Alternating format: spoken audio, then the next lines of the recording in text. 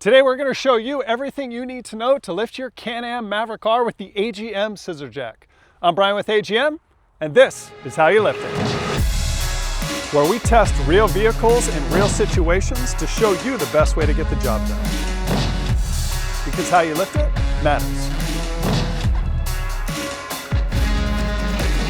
Trust me, this has happened more times than I want to admit. Nothing kills the fun faster than a simple trail fix turning into a whole new list of headaches. But it doesn't have to be that way.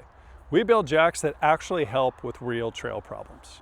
So today I'm not only going to show you how to lift your Maverick R, I'm going to show you how to make the whole process easier so even a trail repair becomes just another part of the adventure.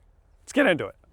So the first thing we want to do if the car is drivable is make sure to get off of the trail. That way we're not blocking the trail for others and we're in a safer spot to work on the vehicle. The next thing, we want to look for a flat spot if we can without rocks or debris. That way it's easier to lift the car and we're not dealing with that stuff if we have to get down under the car. Now that we're in a safe flat spot just off the trail, we're going to do our first lift. We'll start at the front of the Can-Am here, and one quick note with the Scissor Jack. Although these arms are fairly flat, there is enough angle here that we actually want to stay away from this. So for the Scissor Jack lifts, we're going to go off of the body, and I'll show you now where the best place is to do that. So follow me around to the side. And what we'll do here is pick up at this tube that runs under the body. And you know the tube's here because you can actually see it through the plastic. We're actually going to locate directly under this hole, just to give you a good reference of where to pick from.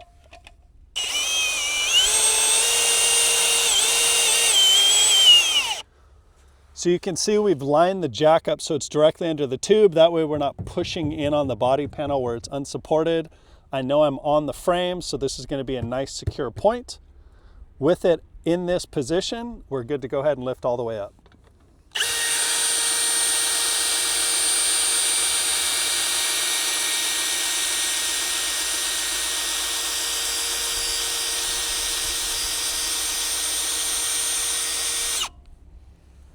There you go.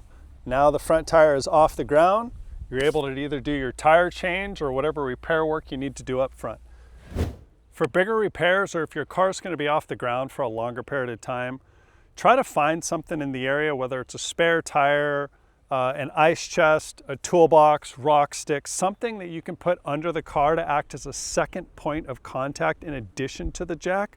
That way the car's a little bit more stable. You'll have the jack, whatever you've used as your temporary jack stand, plus the wheels on the opposite side, providing a bit more stability just in case you're having to work on the car with a little bit of force, or you're having to get in and out of the car to grab parts or tools. At the rear of the Maverick R, the trailing arms do have a lot of angle. We want to try to stay away from those steep angles because Scissor Jacks like to lift perpendicular to the ground. So again, we're going to be lifting from the body. Just like we did up front, we're going to locate that hole in that tube that's running right along the edge. That's going to be our reference from where to pick up on.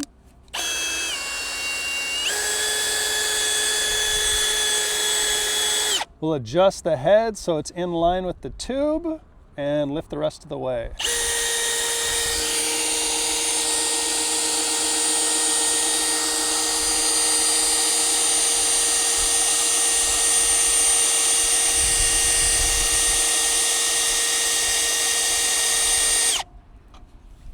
There you go, the jack is happy. The lift point is perpendicular to the ground. We're not quite all the way out of travel here, but as you can see, the rear tire is off the ground, ready to do whatever repair is needed. We got a flat, so now let's put it all together and show you what a tire change looks like.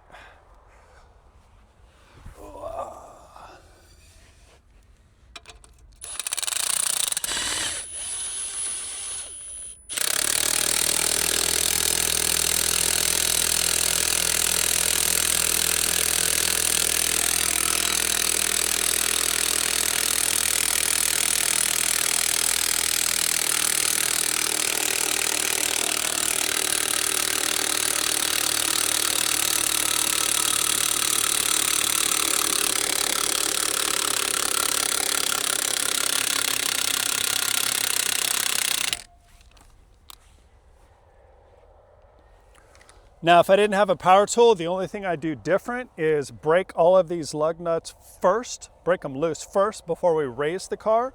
That way I don't have to have somebody in the car with their foot on the brake holding this while I break those loose. But luckily I got a power tool, so we can do it now.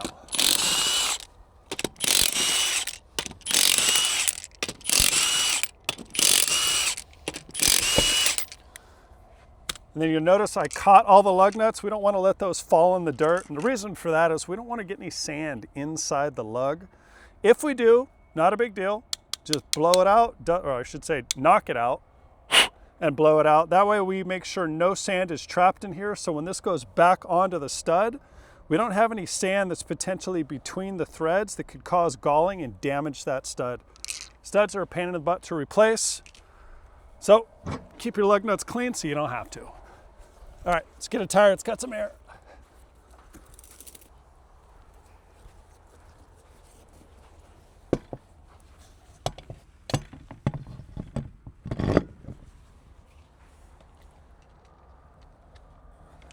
Okay, with the tire back on, we're gonna start all these by hand. Do not run them on with the gun. The chances of cross-threading are really high, and it doesn't really take that long to do this anyways, so we get all these on. With them on, we want to make sure that we tighten in a cross pattern. We don't want to do it in a circular pattern, and the reason that we don't want to do it in a circular pattern is there is a chance if we tightened like this that we could actually pull the wheel into the brake rotor crooked, and I wouldn't know. All these lugs would tighten up just fine. But once we went and started to drive the car and that wheel's rotating, it's gonna square up and then come loose. These lug nuts are gonna fall out. We could potentially break studs, and then we have a whole list of other things that we're gonna have to deal with. So don't do that, use a cross pattern.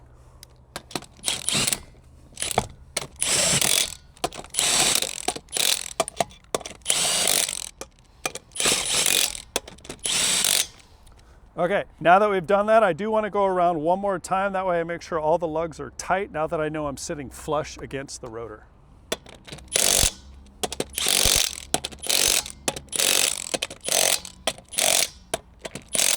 And with that, I know I'm tight, I'm installed correctly. We can lower the jack and get back on the trail.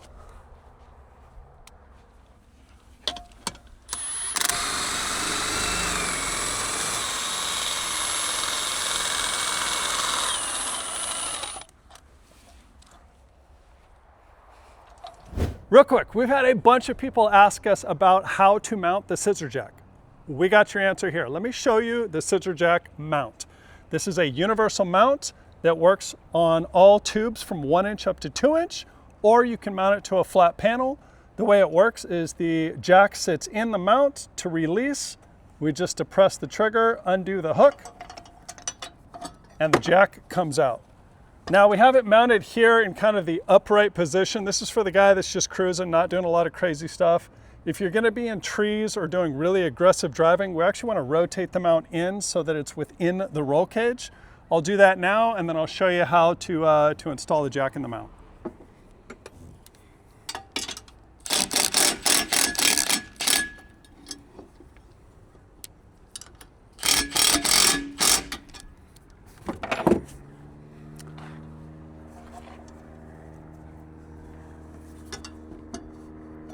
Okay. The way we install is we just feed the strap through the handle over the 4-in-1 combo head. We install the hook, grab the loop that is in the strap, and cinch down, and that thing is tight and ready to go. If you can't mount it to the chassis, we've also provided a number of holes so that you're able to flat mount to any surface. You can do that with the existing hardware. You'll notice it's fully threaded, so whether you're attaching to a tube or the panel, you'll be able to get that nut tight. Another point here is you can use existing pickups. You can see a few of these screws actually go all the way through to the chassis, so we could use one of those as one of our locating points and then just drill a second hole. Or, depending on the arrangement of the stuff in the bed, if we want to just do our own mount entirely, we take this guy, we use it as a template to draw a pair of holes, drill through here and mount in place. Now the only thing I do want to say is if you are going to mount to the bed, especially up in this front area, just make sure there's nothing underneath that you're going to drill through or drill into, like the intercooler. That would be bad. Otherwise, super simple to mount, comes with everything you need, and that's it. Back to the show. And that is everything you need to know to lift your Can-Am Maverick R with the AGM Scissor Jack. All the lifts we demonstrated today had one goal in mind, and that's to make trail repair safer and easier, because how you lift it matters. I'm Bryan with AGM, and this is how you lift it. If you have any questions, leave them in the comments below. Thanks for watching, and I'll see you next time.